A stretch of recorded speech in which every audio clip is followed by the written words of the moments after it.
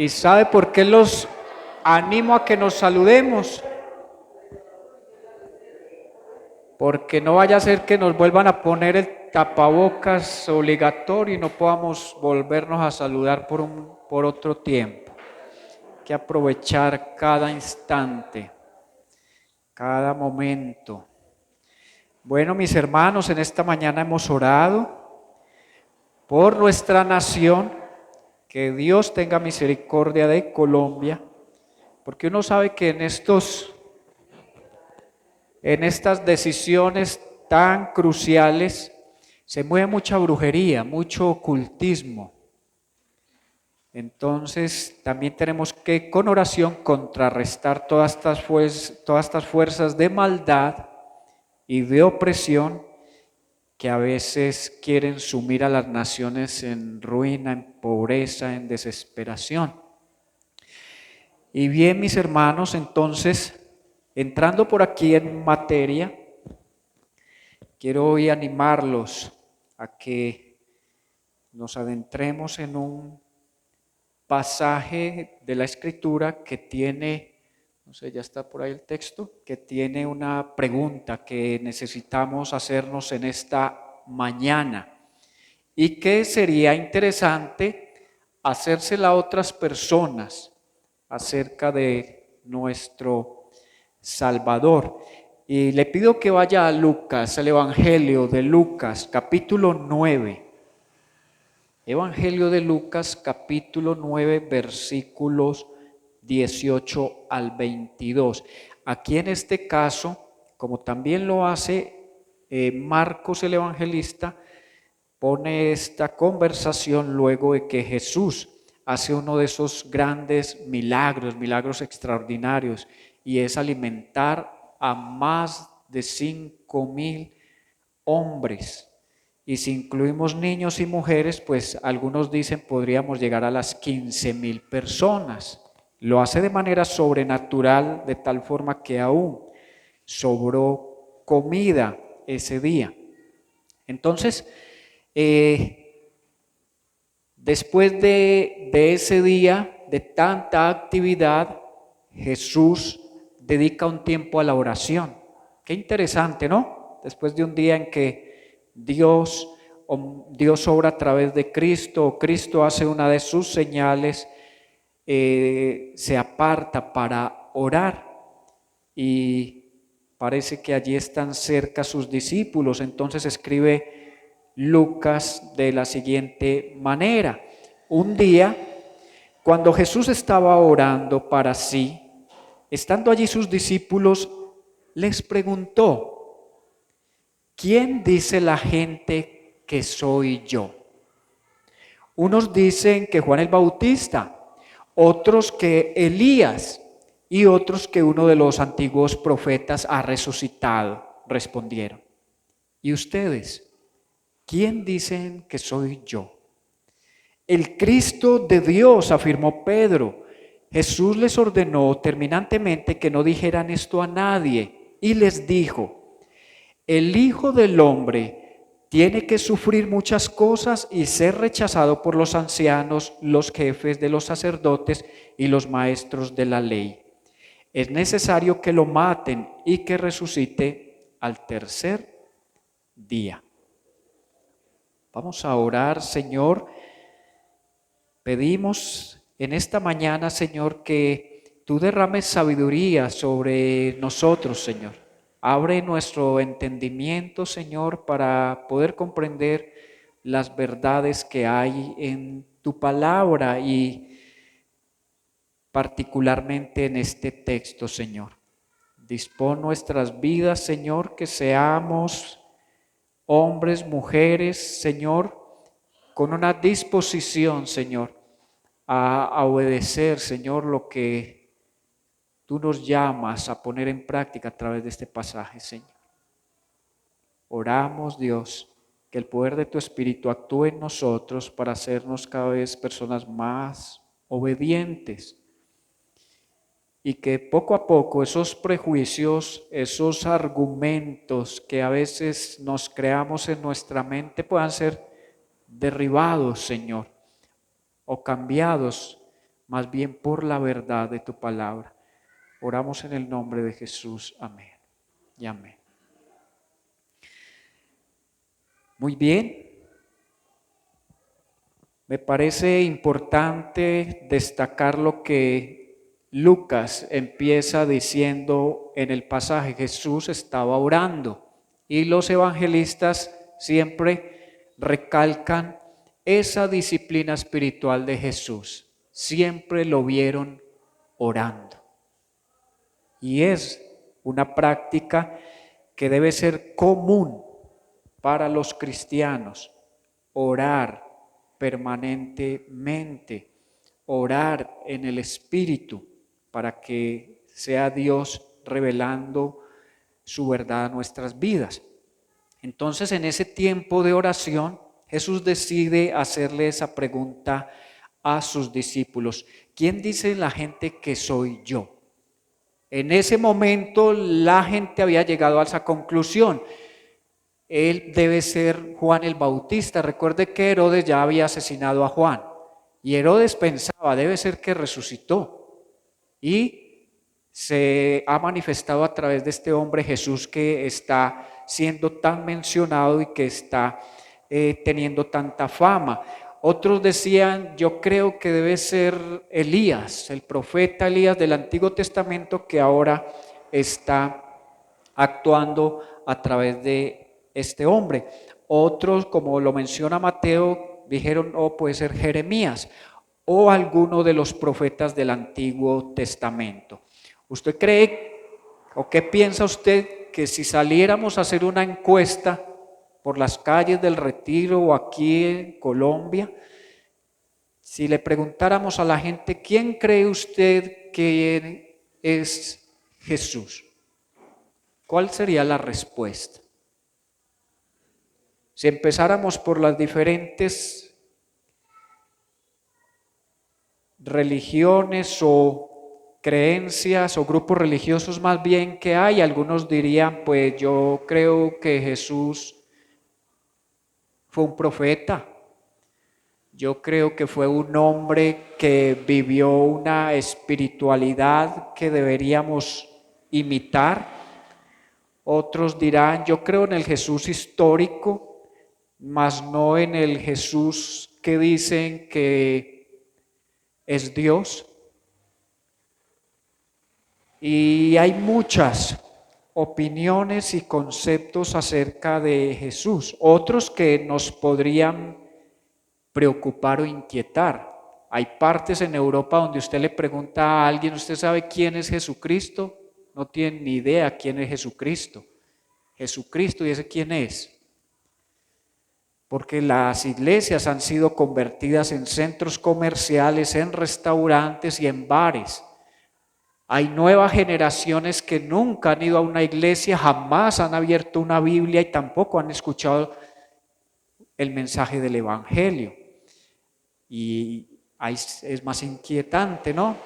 Saber que en nuestro contexto latinoamericano, por la tradición religiosa, pues es muy común que la gente sepa responder a quién es Jesús o Jesucristo, pero que en otros países ni se tenga idea de quién es Jesús, es todavía triste o lamentable. Entonces, aquí, vuelvo y repito, la gente ya había sacado sus propias conclusiones acerca de quién era Jesús. Y como tanto Juan el Bautista como Elías fueron reformadores nacionales que estaban en contra de los gobernantes corruptos de su época, seguramente la similitud con el valor y la justicia de Jesús pudo llevarles a hacer esa conexión. Entonces, al considerar a Jesús como uno de los profetas, las personas esperaban un Mesías político que derrocaría los poderes corruptos que oprimían a Israel. Ese era el concepto del pueblo. Entonces, este texto nos indica que cada persona debe responder a esta pregunta en su vida: ¿quién es Jesús para ti? Nosotros, de hecho, respondemos a esta pregunta todos los días en lo que creemos y en lo que hacemos. Siempre de esa manera estamos respondiendo a quién es Jesús para nosotros. Porque si realmente creemos que Jesús es quien dice ser, definitivamente esto debería afectar la forma en que vivimos. Es por esa razón que Jesús quería saber qué pensaban de su persona y su propósito, y al hacer la pregunta deseaba imprimir en sus mentes quién era Él realmente, porque había mucha confusión sobre quién era Él, y Él también indagó en los discípulos. Si la gente dice eso de mí, ¿ustedes qué piensan? ¿Quién soy yo? Y pues aunque Pedro siempre fue una persona impulsiva, acelerada, que cuando Jesús iba caminando sobre el agua, él le dijo, Señor, manda que yo vaya a ti, y fue el único que experimentó de todos los discípulos caminar sobre el agua.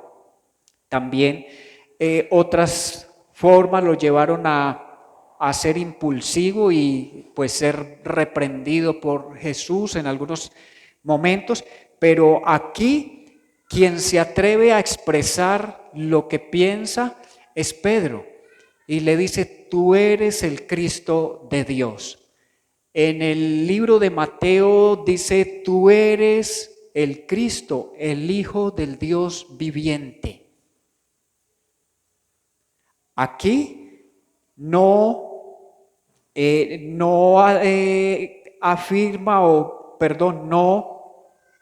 se maravilla Jesús como sí lo hizo o lo destaca el Evangelio de Mateo, que Jesús le dice a Pedro, esto no te lo ha revelado ni carne ni sangre, es decir, ninguna persona te dijo a ti quién soy yo. Fue el mismo Padre del cielo quien te ha revelado eso. Y el Evangelio de Mateo pues añade más a esta conversación y le dice, Pedro, sobre esa roca edificaré mi iglesia. Es decir, sobre lo que acabas de decir, ese va a ser la base o el fundamento de la iglesia. ¿Cuál era? En que Cristo era el Hijo del Dios viviente. Y le dice, te daré las llaves del reino de los cielos. Y nada, ni el infierno mismo podrá prevalecer contra la iglesia.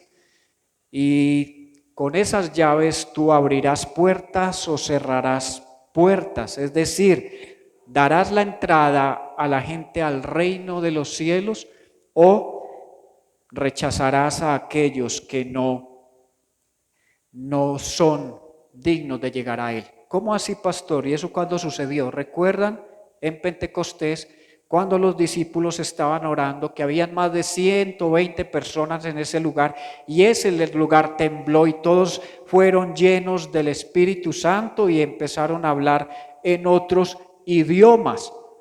Luego de eso, Pedro se para ante la multitud, empieza a predicar y dice que se convierten alrededor de 5,000 personas, es decir, en ese momento Pedro estaba abriendo el reino para todas estas personas.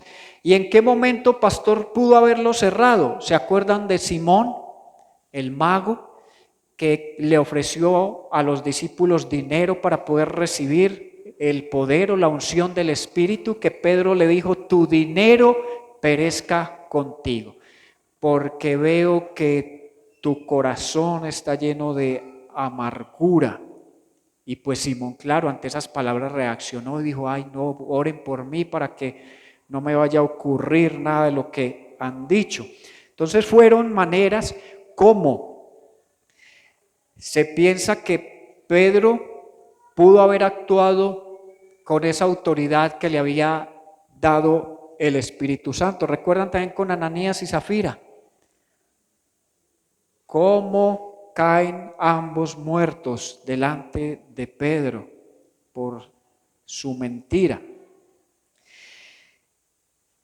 Observamos entonces que todas las opiniones eran de alto nivel, aunque se quedaban cortas ante quién era Jesús y quién es al día de hoy.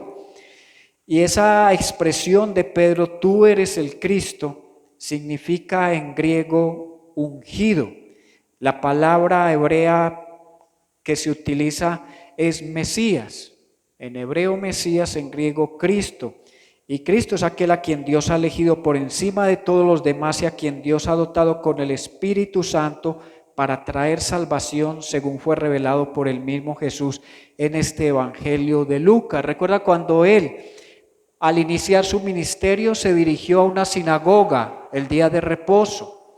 Le pidieron a Jesús que por favor hiciera la lectura de ese día y abrieron el rollo de Isaías. Dice que Jesús se enfocó allí donde dice: el Espíritu del Señor está sobre mí porque me ha ungido para dar buenas noticias a los pobres, me ha enviado para anunciar libertad a los presos y dar vista a los ciegos, para poner en libertad a los oprimidos, para anunciar el año en que el Señor nos dará su favor. Y de esa manera empieza Jesucristo a demostrar que la unción de Dios está sobre él para obrar en todos estos aspectos.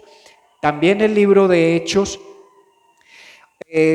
revelado por medio del Espíritu Santo, pues Lucas, que es el escritor de Hechos, escribe: Dios ungió con el Espíritu Santo y con poder a Jesús de Nazaret, y él anduvo haciendo el bien y sanando a los oprimidos por el diablo, porque Dios estaba con él. Entonces hay un interés en Lucas, que es un escritor griego y que su mensaje va a toda esta comunidad que basaba mucho su vida en la sabiduría, en todo lo que conllevaba a él conocimiento. Lucas les está diciendo: este hombre es el ungido de Dios, es al que Dios ha apartado con una misión importante, y era la que Jesús quería que sus discípulos entendieran al preguntarle: ¿y quién piensan ustedes que soy yo? Esa pregunta deberíamos hacernosla a cada uno de nosotros. ¿Quién es Jesús para ti? También este término, el Cristo de Dios o el Cristo del Señor, puede aludir a lo que menciona el Salmo 2:2, en que Dios promete dar a las naciones a su Mesías, a pesar de su conspiración para resistir su autoridad. El Salmo 2:2 dice lo siguiente: los reyes de la tierra se preparan para la batalla, los gobernantes se asocian contra el Señor y contra su ungido. Entonces los judíos o el pueblo de Dios tenía una esperanza en alguien a que Dios iba a preparar y lo iba a ungir, y que ese líder iba a ser su libertador. Recuerden que en el Antiguo Testamento Dios había liberado a su pueblo de una esclavitud física allí en Egipto. Y Moisés les había dicho que Dios iba a levantar un profeta de entre su pueblo, al cual deberían escuchar y obedecer. Y ellos durante todo ese tiempo tuvieron esa esperanza de cuándo llegaría ese Mesías de Dios. Pedro entonces, con su afirmación, demostró que conocía más a Jesús que las multitudes. Él sabía que Jesús es el Cristo de Dios, el Mesías de Dios, el Redentor prometido en el Antiguo Testamento, el Mesías desde el corazón de Dios y no el Mesías de la voluntad del hombre. Por eso nuevamente es importante que nosotros tengamos claro, a la luz de la palabra, qué opinión o qué idea tenemos de quién es Jesús. Porque si usted está esperando que el mundo le diga quién es Jesús, le va a decir: Jesús es un homosexual, porque tuvo relación con ese discípulo que llaman el discípulo amado. Es porque Jesús lo amaba, ellos se amaban. O las películas de ahora que muestran a Jesús cayendo en tentación y teniendo relaciones íntimas con María Magdalena y con otras mujeres. O sea, muestran un Jesús promiscuo. Otros muestran a un Jesús que realmente no hizo todo lo que la Biblia hizo, que somos los cristianos los que hemos hecho una imagen de Jesús mucho más allá de lo que realmente fue el Jesús histórico. También para muchos Jesús no es Dios. Fuimos los cristianos o fueron los cristianos de los primeros siglos quienes divinizaron a Jesús.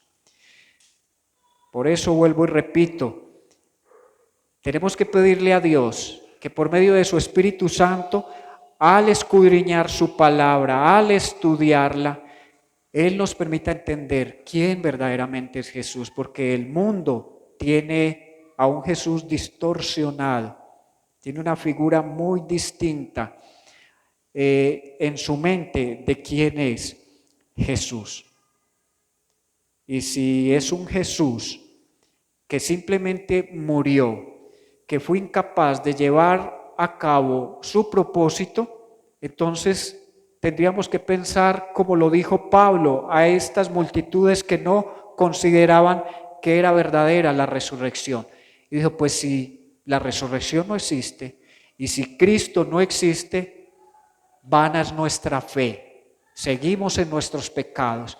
Y si seguimos en nuestros pecados y no hay más futuro que la condenación, entonces comamos y bebamos que mañana vamos a morir. No hay esperanza, entonces, dice Pablo, nosotros seríamos los más dignos de compasión, porque estamos predicando algo que realmente no es cierto. Así que Jesús continúa explicándoles a sus discípulos que por favor, por el momento tengan lo que Pedro acaba de decir en secreto, que no lo digan públicamente. ¿Por qué? Porque eso podría ser mal interpretado en razón de que la gente estaba esperando era un libertador, un Mesías que se iba a levantar en contra del gobierno corrupto de la época, que los iba a liberar del yugo romano. Y Jesús les estaba dando a entender que su misión primero era ir a la cruz. Entonces ahí es donde empieza la confusión de los discípulos. ¿Cómo así que tienes que morir? Y ahí vuelve y reacciona. En este pasaje no está, pero está en el libro de Marcos, en el Evangelio de Marcos. Pedro inmediatamente coge a Jesús aparte y lo reconviene y le dice, Señor, nada de eso debe ocurrirte. Vamos a hacer todo lo que esté de nuestra parte para defenderte y para evitar que mueras.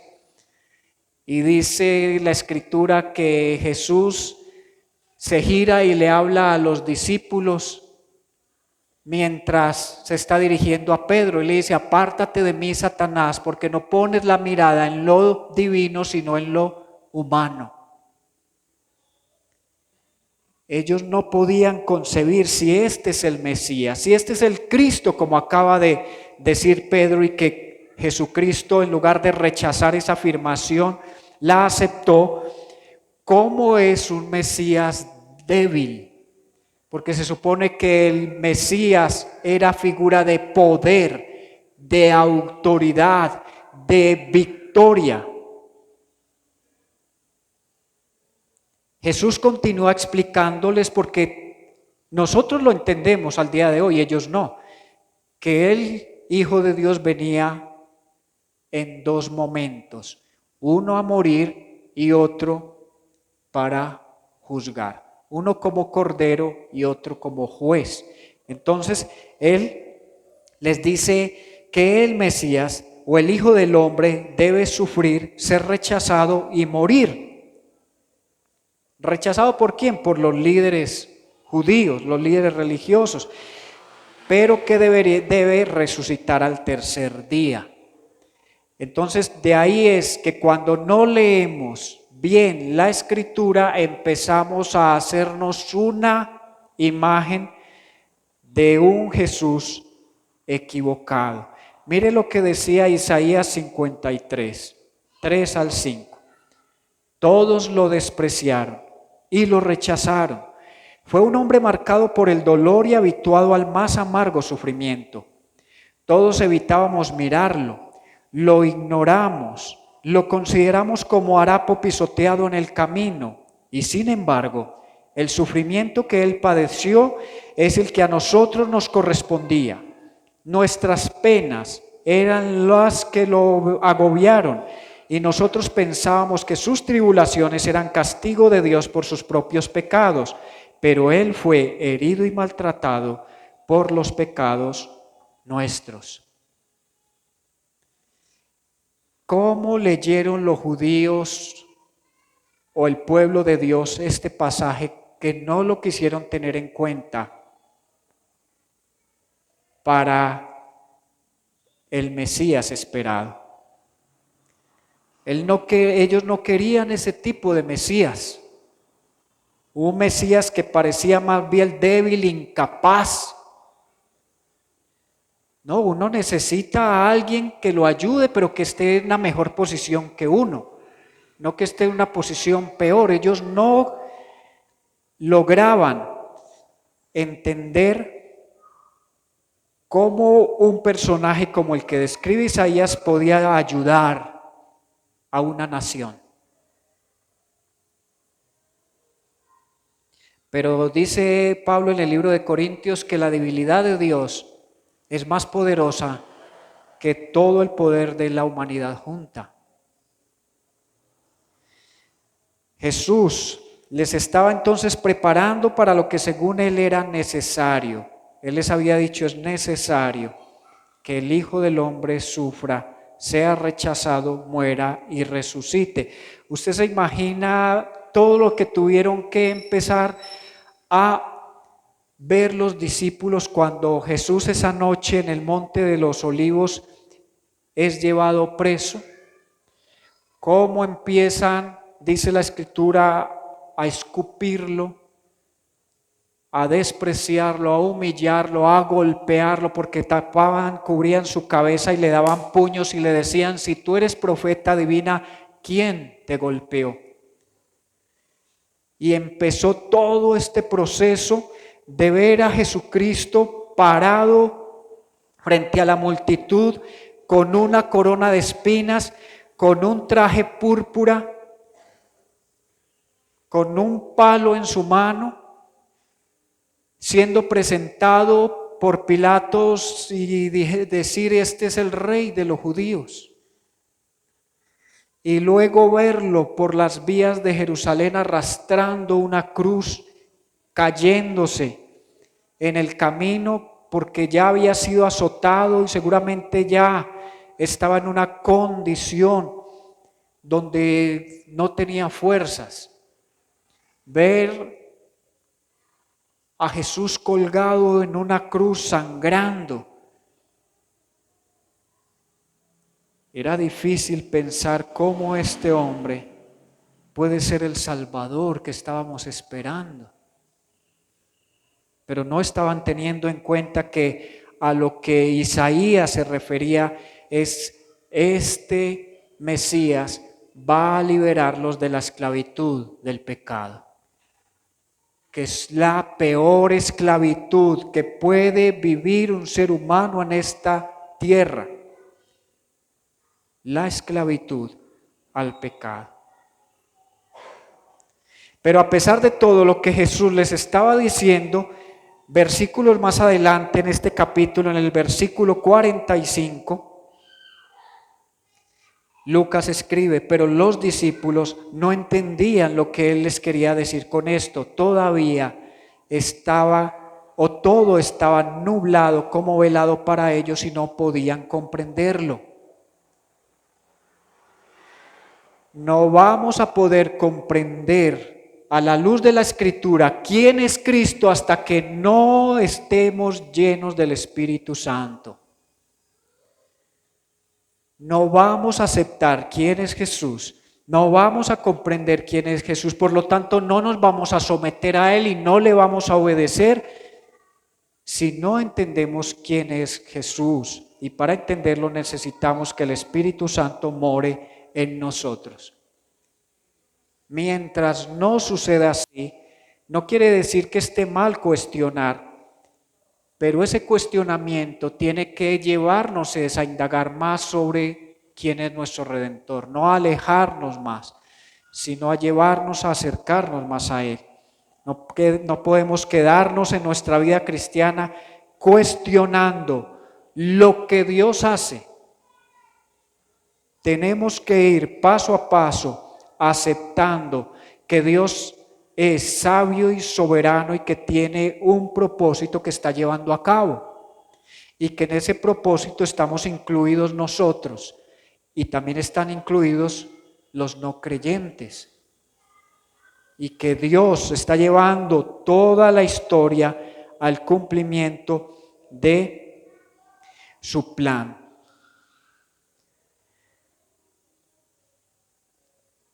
Al mencionar entonces Jesús que debía morir, debió haber sido un shock increíble para todos, porque esto no era lo que estaba esperando o lo que esperaban sus discípulos ni la multitud. Pero el padecimiento y muerte de Cristo se debía a dos grandes hechos. El primero, el pecado del hombre y el amor de Dios. Mientras que su muerte fue el ejemplo final del pecado del hombre en contra de Dios, también era una expresión suprema del amor de Dios hacia el hombre. ¿Cómo podemos ver en la cruz la misericordia de Dios y la justicia de Dios al mismo tiempo? ¿Cómo podemos ver todo el amor de Dios derramado en la cruz y cómo vemos al mismo tiempo la ira de Dios derramada en la cruz? Parece algo difícil de reconciliar. ¿Cómo pueden darse dos cosas tan opuestas al mismo tiempo? Pero ahí es donde se manifiesta el poder de Dios.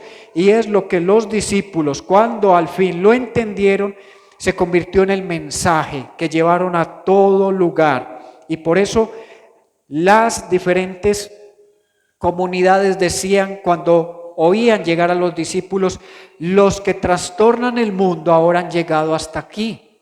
¿Y cuál era el mensaje que estaba trastornando el mundo de la época?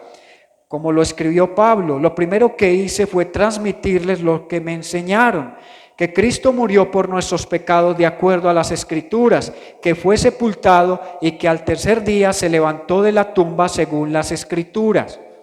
No adoramos a alguien que se quedó en la tumba, adoramos a alguien que se levantó de entre los muertos, venció el pecado, venció la muerte y ahora reina a la diestra de Dios Padre.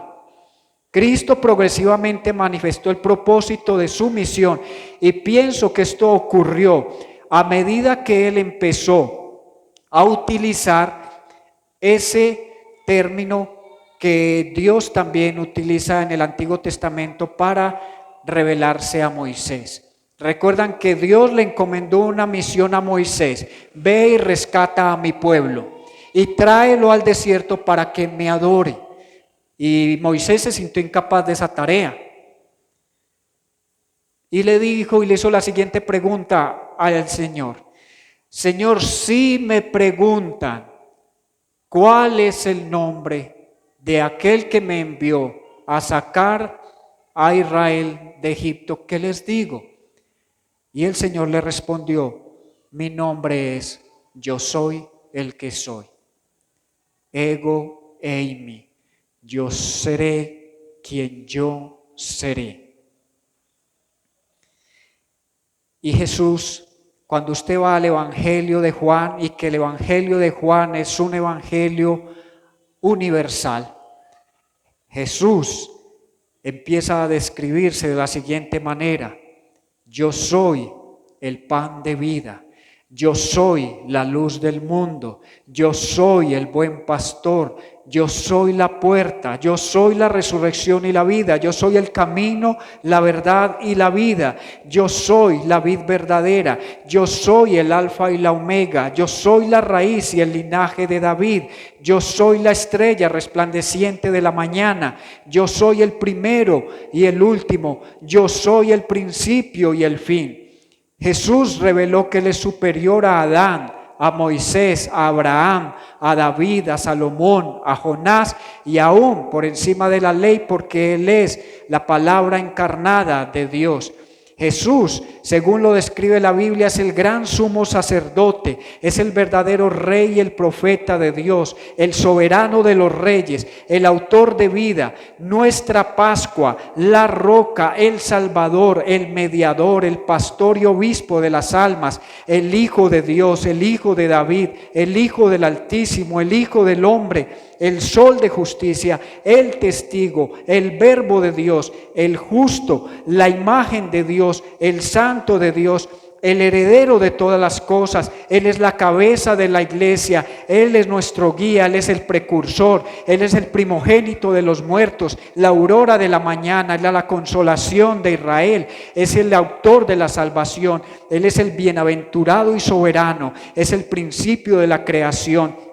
Es el amén, el abogado, el rey, el autor de la salvación, el autor y consumador de la fe. Es el apóstol de nuestra profesión, es el rey de los siglos, el rey de los judíos, el rey de reyes y el señor de señores. Es el rey de los santos, Él es el legislador, el león de la tribu de Judá. Él es el Señor de la gloria. ¿Es acaso este Jesús en el que tú crees? No simplemente podemos decir Jesús es mi Salvador y simplemente eso. Jesús es mucho más que el Salvador, es mucho más que el Señor. Jesucristo es Dios hecho hombre. Él es el Todopoderoso, el que todo lo ve, el que todo lo sabe. Él es la sabiduría de Dios. Y si hasta el día de hoy no hemos considerado a Jesús como todo o de la manera en que la Biblia lo describe, deberíamos replantear nuestra creencia, nuestra fe, ya que nuestra eternidad depende del concepto que tenemos sobre quién es Él. Ya que Dios le ha otorgado todo dominio, toda autoridad y lo ha hecho Señor Salvador y juez de vivos y muertos.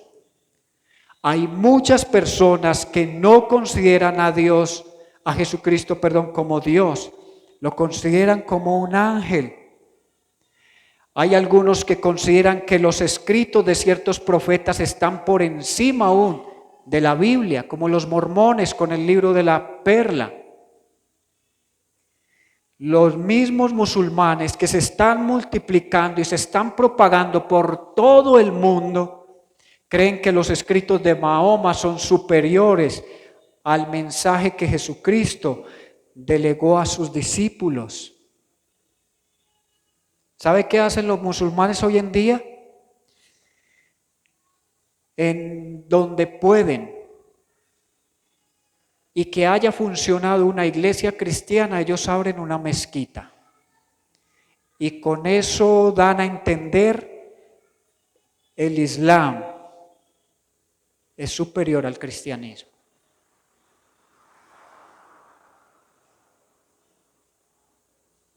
Y ya se lo hicieron saber al mundo en el 2001. Aquí estamos. Y por eso se habla de que el mundo no volvió a ser el mismo después del atentado de las Torres Gemelas. Y ellos tienen ese propósito. Van a hacer que el Islam sea la religión que predomine sobre la tierra. Y los cristianos tenemos que pararnos firmes en nuestras convicciones y decir, no hay más Dios que el Dios de la Biblia. Amén. Vamos a orar, Señor. Gracias, Padre Santo, por tu palabra, Señor. Gracias por llevarnos a esa pregunta tan importante que no solo debemos hacernos nosotros, sino hacerla a nuestros seres queridos, hacerla a nuestros amigos cercanos. ¿Quién es Jesús para ti? Y al darnos cuenta de que sus apreciaciones no son bíblicas, ¿cómo podemos de una manera sabia llevarlos a tener una correcta idea de quién es Jesús en la Biblia? ¿Quién es el Jesús que vino y tuvo que sufrir, morir, ser sepultado y resucitar? Señor, sabemos que el mundo está intentando opacar la imagen de Cristo. Está intentando por todos los medios o de las formas posibles de desfigurar a Cristo y que Cristo pierda el valor, que dejemos de ver a Cristo en el poder como lo describe la Escritura. Señor, por eso guarda nuestras mentes y nuestros corazones de todo lo que vemos, leemos y escuchamos día a día. Guarda también el corazón, las mentes de nuestros hijos, Señor, y el bombardeo al cual están siendo enfrentados todos los días, Señor.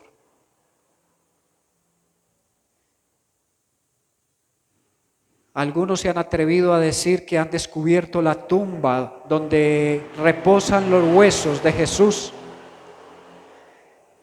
Pero la convicción que nos da el Espíritu Santo es que la tumba estaba vacía, que nuestro Señor resucitó, que nuestro Salvador vive, que nuestro Rey está gobernando y que vendrá como juez. Gracias, Señor, por traer esa convicción a nuestros corazones. Oramos en el nombre de tu Hijo amado Jesús. Amén.